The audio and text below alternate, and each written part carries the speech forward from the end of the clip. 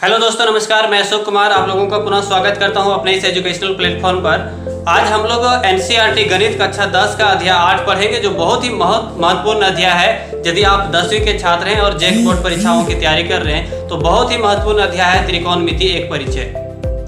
चूंकि 100 नंबर का जो आप परीक्षा देंगे उसमें से 10 अंक जो है आपको सिर्फ त्रिकोणमिति से ही पूछा जाएगा, तो आप समझ सकते हैं कि आपके लिए ये कितना महत्वपूर्ण है। बस आप हमें फॉलो कीजिए, बहुत ही इंटरेस्टिंग चैप्टर है, बहुत ही आसान तरीके से आपको समझ में आ जाएगा और आप 10 अंक इसको प्राप्त कर सकते हैं। इससे पहले हम आपको कुछ बेसिक चीजें बताते हैं जिसके आधार पे आप त्रिकोणमिति का जो ये अध्याय 8 और अध्याय 9 है आसानी तरीके से बना सकते हैं। तो सबसे पहले हम लोग इसका परिचय समझते हैं कि त्रिकोणमिति है क्या और हमें किन किन मुद्दों पे यहाँ पर पढ़नी है, किन किन टॉपिक्स को हमें यहाँ पर पढ़ना है। तो सबसे पहले देखिए त्रिकोण।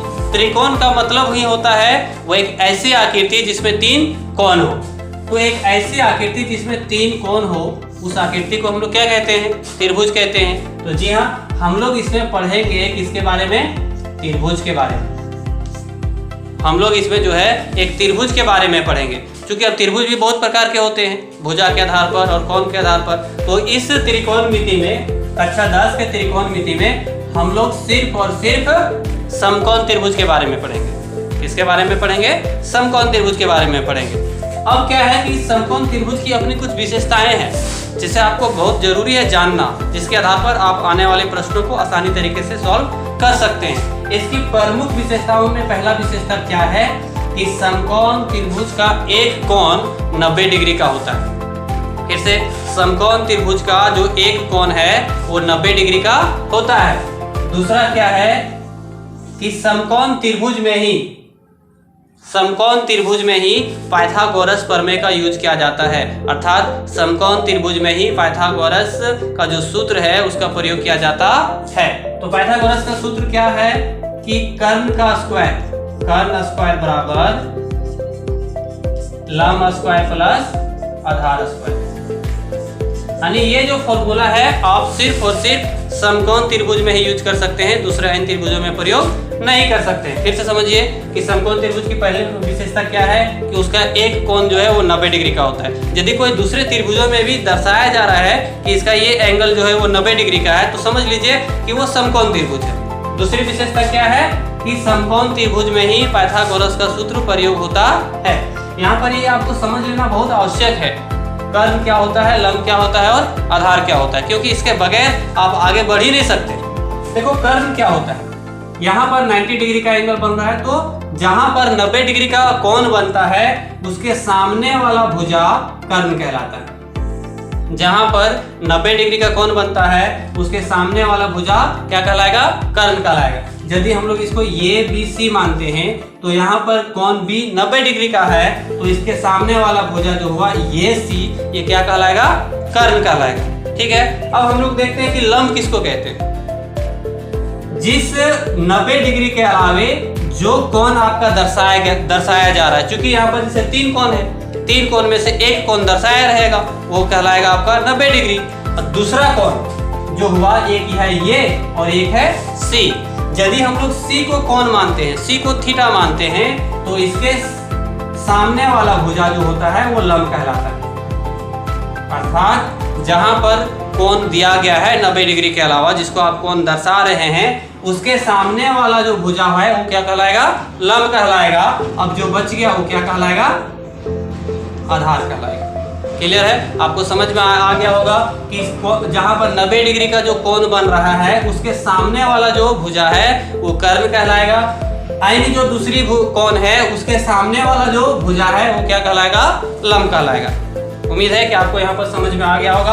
अब हम लोग यहाँ पर यह समझते हैं कि पाइथागोरस का जो सूत्र है कर्ण स्क्वायर बराबर लंब स्क्वायर प्लस आधार स्क्वायर, इसको हम लोग एक बार हल करके देखते हैं। चूंकि आप ये पढ़ चुके होंगे 8वीं क्लास में भी और 9वीं क्लास में भी, फिर भी आपको अध्याय 10वीं में इस फॉर्मूले का यूज काफी ज्यादा करना है, इसलिए हम एक बार इसको हम लोग सॉल्व करते हैं। देखिए कर्ण क्या होता है, क्योंकि देखिए यहाँ पर ये बी सी यदि एक त्रिभुज है जहां पर कोण बी बराबर 90 डिग्री है, तो इसके आधार पर ये सी जो है वो कर्ण हो जाएगा। इसको इंग्लिश में हाइपोटेन्यूस बोलते हैं। यदि ये कर्ण है और हम लोग इस एंगल के आधार पर इसको हम लोग क्या मानेंगे? आधार मानेंगे, और इसको हम लोग क्या मानेंगे? लंब मानेंगे। तो देखते हैं कि कर्ण स्क्वायर बराबर लंब स्क्वायर प्लस आधार स्क्वायर का क्या मतलब है।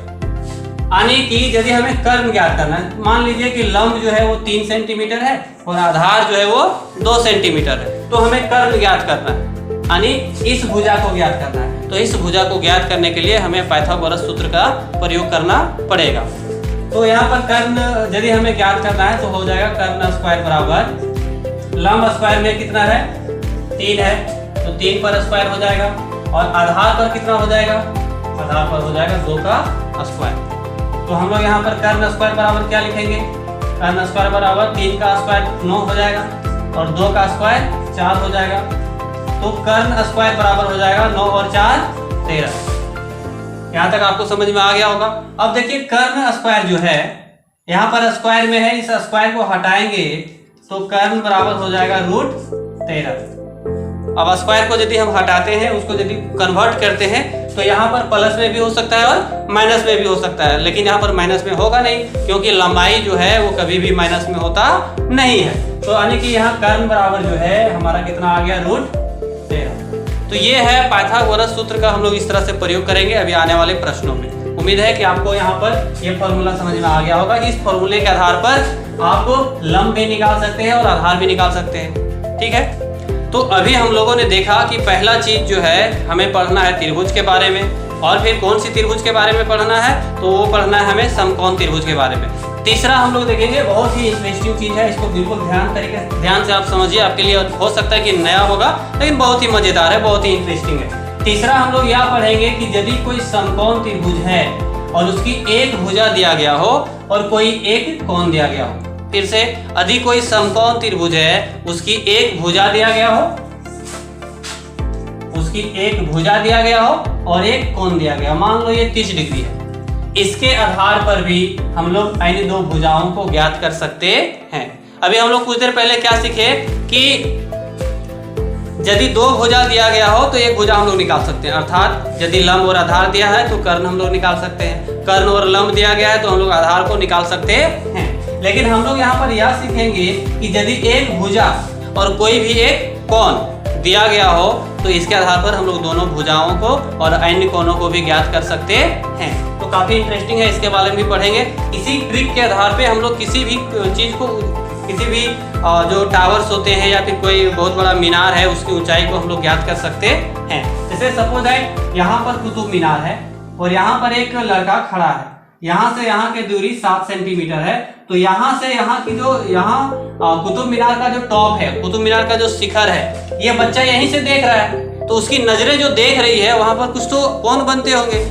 मान लो यहाँ पर 45 डिग्री का कोण बन रहा है, तो इस कोण के आधार पर हम ये ज्ञात कर सकते हैं कि कुतुब मीनार की ऊंचाई कितनी है। सचमुच में त्रिकोणमितीय का प्रयोग जो है हमारे आम जीवन में बहुत व्यापक तौर पे होता है, तो हम लोग आज इसके बारे में भी पढ़ेंगे। चौथा पर हम लोग ध्यान देते हैं कि इस अध्याय को कंप्लीट करने के लिए, पूरा करने के लिए हम लोग किन किन फॉर्मूलेज का प्रयोग करेंगे, हम लोग कौन कौन से सूत्र का प्रयोग करेंगे। तो सबसे पहले हम लोग एक ट्रिक्स जो इसका है कि लाला आम लाया कच्चे कच्चे आम।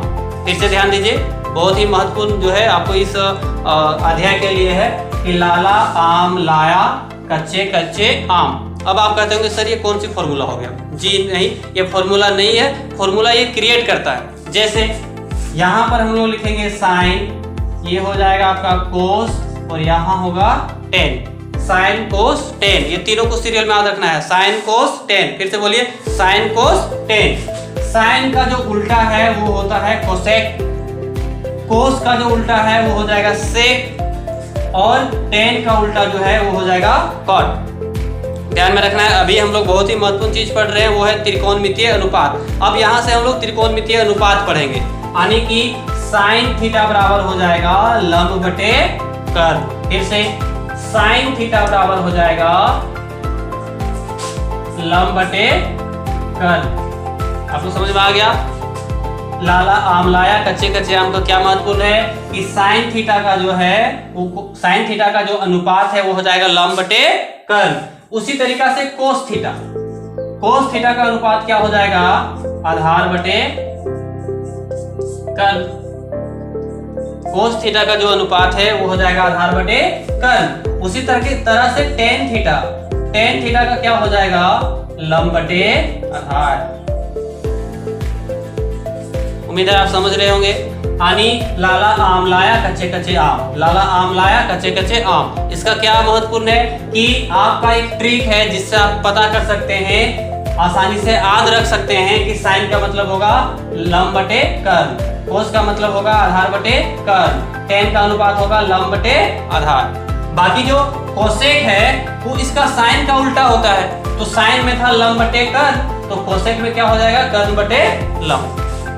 उसी तरह से कोस का उल्टा जो होता है वो सेक होता है, कोस का उल्टा सेक होता है। तो कोस में था आधार बटे कर्ण, तो सेक का क्या हो जाएगा, पहले कर्ण उसके बाद आधार, यानी कर्ण बटे आधार। उसी तरीके से टेन का उल्टा होता है कोट, तो यहाँ पर हो जाएगा कोट का क्या हो जाएगा, आधार बटे लंब। फिर से इसको हम रिपीट कर रहे हैं, साइन में होगा लंब बटे कर्ण, साइन का उल्टा होता है कोसेक, तो इसका हो जाएगा कर्ण बटे आधार। कोस का हुआ आधार बटे कर्ण, तो सेक जो होता है वो कोस का उल्टा है, तो इसको उल्टा पढ़ेंगे, तो सेक बराबर हो जाएगा कर्ण बटे आधार। उसी तरीके से टेन लंब बटे आधार, तो कोट हो जाएगा आधार बटे लंब। उम्मीद है कि आप लोगों को यहाँ पर समझ में आ गया होगा। ये हो सकता है कि एक प्रश्न आपके मन में आता होगा कि सर ये साइन क्या है, कोस क्या है और टेन क्या है। तो बच्चों जिस तरह से जैसे आप नर्सरी में पढ़ने गए होंगे तो वहाँ पर क्या करता होगा टीचर, सीधा ABCD पूरा रटवाता होगा। आपके दिमाग में ये ख्याल भी आता होगा कि हमको ABCD क्यों रटाया जा रहा है भाई, इसका क्या जरूरी है हमको।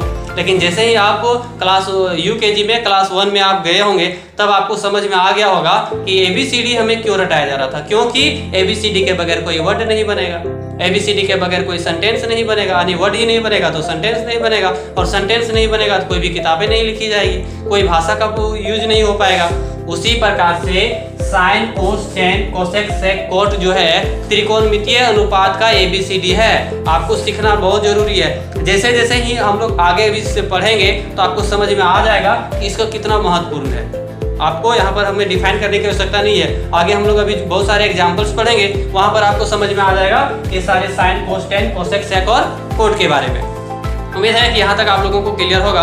अब हम लोग कुछ एग्जाम्पल्स के माध्यम से सीखते हैं, कुछ एग्जाम्पल्स हम लोग पढ़ते हैं और समझने का प्रयास करते हैं कि त्रिकोणमितीय अनुपात कक्षा 10वीं में हमें किस प्रकार से सॉल्व करना है और ये हमारे आम जीवन को किस तरह से प्रभावित करता है।